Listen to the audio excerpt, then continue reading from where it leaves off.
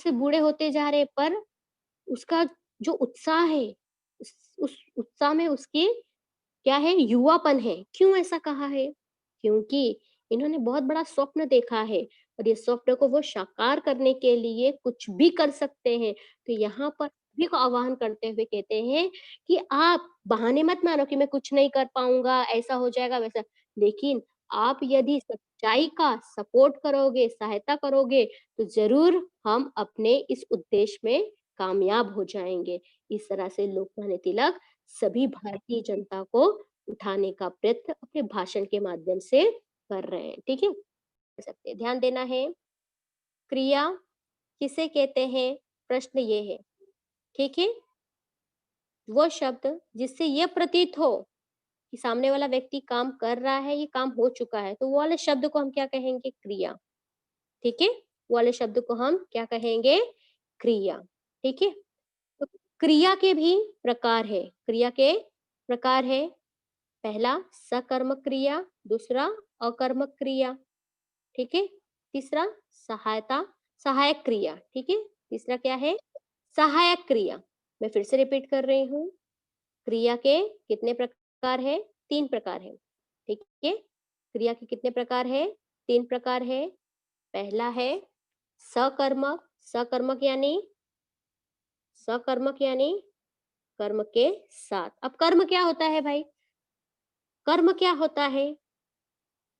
Object, ठीक है ना? जब हम वाक्य लिखते हैं तो हम उसमें सब्जेक्ट, ऑब्जेक्ट और वर्ब लगाते हैं, हेल्पिंग वर्ब लगाते हैं।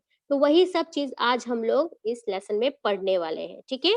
तो ध्यान देना है, टीचर आपको अभी डेफिनेशन दिखाएगी कि क्रिया की परिभाषा क्या है और उसके बाद हम आगे बढ़ेंगे। स्क्रीनशॉट लेना है बेटा आप लोगों को, ठीक है? क्रिया की परिभाषा, जिन शब्दों से किसी कार्य का करना या होना व्यक्त हो, उन्हें क्या कहते हैं? क्रिया कहते हैं। जैसे सोया, खा रहा, जाएगा आदि। ये ये शब्द दिए गए हैं जहां पर हमें क्या पहचानना है? क्रिया पहचानना है। सोया, खाई, तो ये सारे शब्द क्या प्रतीत कर रहे हैं?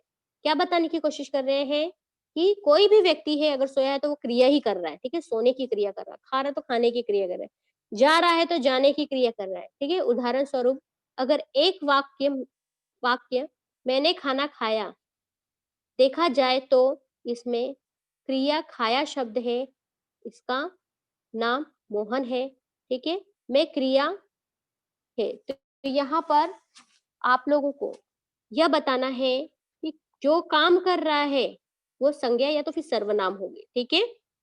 जो काम कर रहा है, जो क्रिया करने वाला है, वो कोई और नहीं रहेगा, कौन रहेगा? संज्ञा या तो सर्वनाम रहेगा। संज्ञा क्या है भाई? कोई भी व्यक्ति हो सकता है। और सर्वनाम क्या है? उसके जगह पर आने वाला जो भी वर्ड है, आप, तुम, मैं, वह, उसे, मैंने, ठीक है? तो यहाँ पर मोहन क्या है? नाम है। अगर ऐसा बोल दिया जाए कि मोहन मोहन खाना खा रहा है या फिर मोहन खाना बना रहा है, तो यहाँ पे मोहन तो क्या है? संज्ञा, लेकिन क्रिया हमें पहचानना है, तो क्या कर रहा है वो? खाना बनाने की प्रक्रिया कर रहा है, खाने की प्रक्रिया कर रहा है। तो ठीक है, तो यहाँ पर सिंपल शब्द में इसका अर्थ ये हुआ कि वह शब्द जिससे कार्य का होने का बोध हो, कार्य का होने का बोध हो, ठीक है, उस शब्द को हम क्या कहेंगे? क्रिया कहेंगे, ठीक है? क्रिया के कुछ उदाहरण है जहाँ पे हमको देखना है। पहला, राकेश गाना गाता है। कौन गाना गा रहा है? राकेश गाना गा रहा है। तो यहाँ पर राकेश क्या है? सब्जेक्ट है ना? राकेश क्या है? सब्जेक्ट है, गाना ऑब्जेक्ट है और गाता है, गाता, गा, ये क्या है? क्रिया है, ठीक है? तो उसी प्रकार से मोहन पुस्तक पढ़ता है, ठीक है? तो मोहन क्या है? ये है कर्ता, है ना? पुस्तक ऑब्जेक्ट यानी कर्म और पढ़ता ये क्या है? क्रिया, ठीक है? नेक्स्ट उदाहरण हम देखेंगे, मनोरमा नाचती है। मनोरमा मनोरमा क्या कर रही है?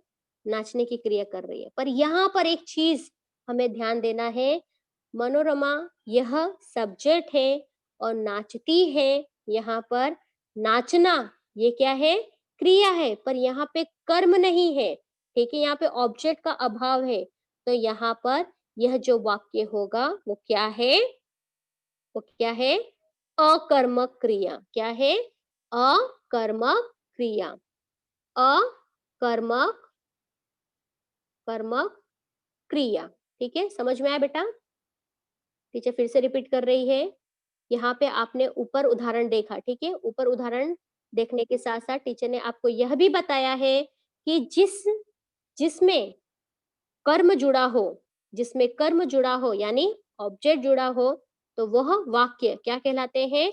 सकर्मक क्रिया। पर जहाँ पे कर्म का अभाव होता है, वह क्या कहलाता है?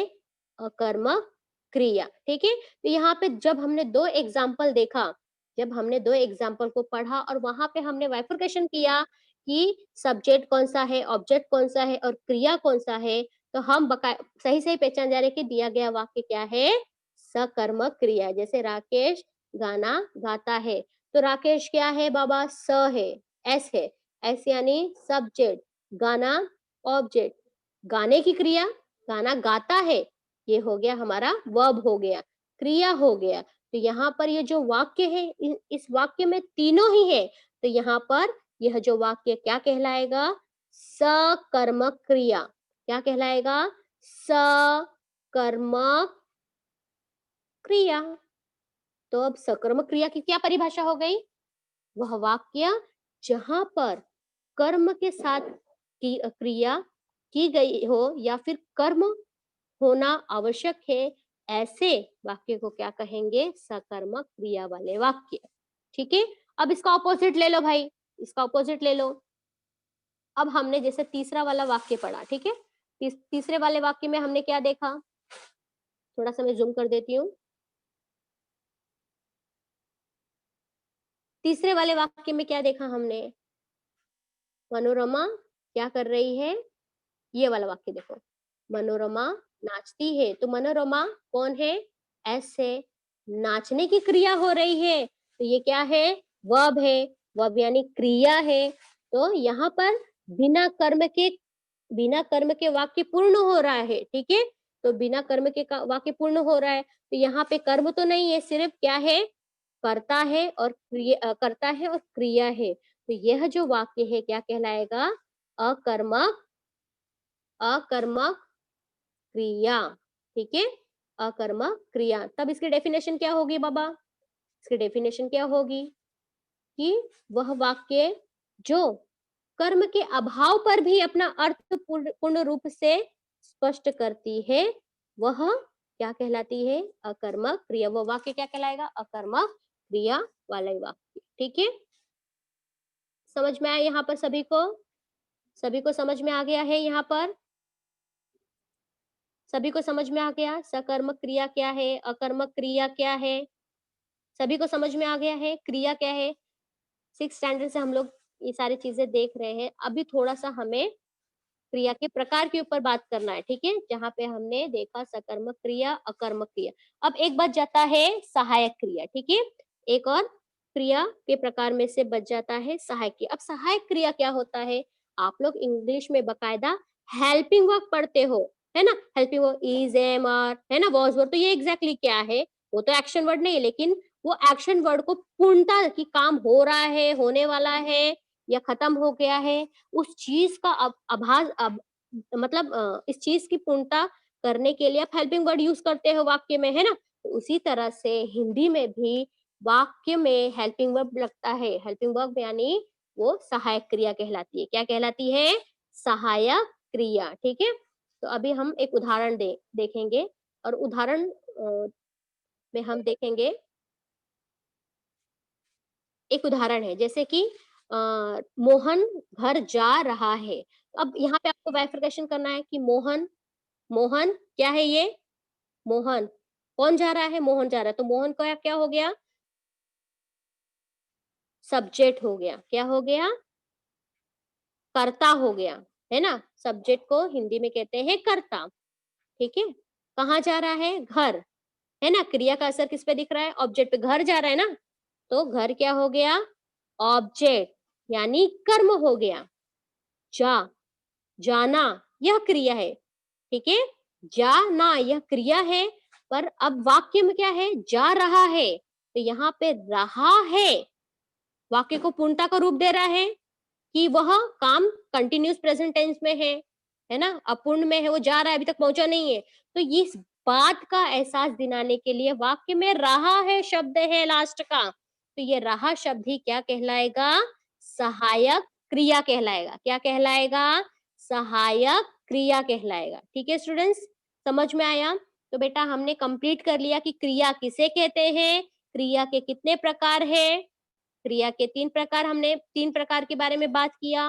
पहला सकर्मक क्रिया, दूसरा अकर्मक क्रिया, तीसरा सहायक क्रिया। ठीक है, तो यहाँ पे हमने सकर्मक क्रिया की क्या परिभाषा देखी, जिस वाक्य में कर्म होता है, ठीक है, कर्म के साथ क्रिया होती है, तो वह वाक्य क्या कहलाता है, सकर्मक क्रिया।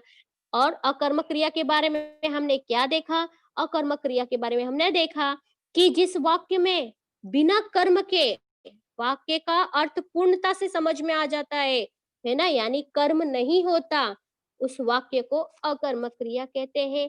और लास्ट सहायक क्रिया, सहायक क्रिया जिस तरह से आप इंग्लिश में हेल्पिंग वर्ब पढ़ते हैं, तो यहाँ पे भी हेल्पिंग वर्ब के लिए रहा है, रही है ना, था, है, होगा। तो लास्ट में जब वाक्य की पूर्णता के लिए जो आप काल के रूप में जो शब्द लगाते हो, वो कुछ और नहीं, वो है सहायक क्रिया।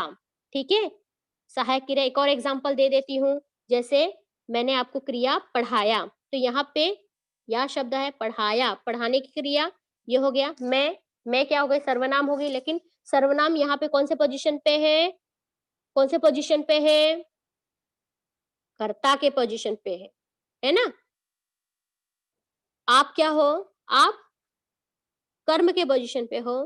क्रिया क्या चल रही है, पढ़ाने की क्रिया चल रही है, पढ़ा दिया, पढ़ाया, तो यहाँ पे वो काम कंप्लीट कर लिया, लेकिन जो वाक्य के अंत में या शब्द है पढ़ाया, या जो शब्द जुड़ रहा है, तो या क्या हो जाएगा, सहायक क्रिया हो जाए, क्योंकि वो वाक्य को पूर्णता का रूप दे रही है, इसीलिए उसे क्या कहा जाता है, सहायक क्रिया कहा जाता है। क्या कहा जाता है, सहायक क्रिया कहा जाता है। ठीक है स्टूडेंट्स, सभी को समझ में आ गया?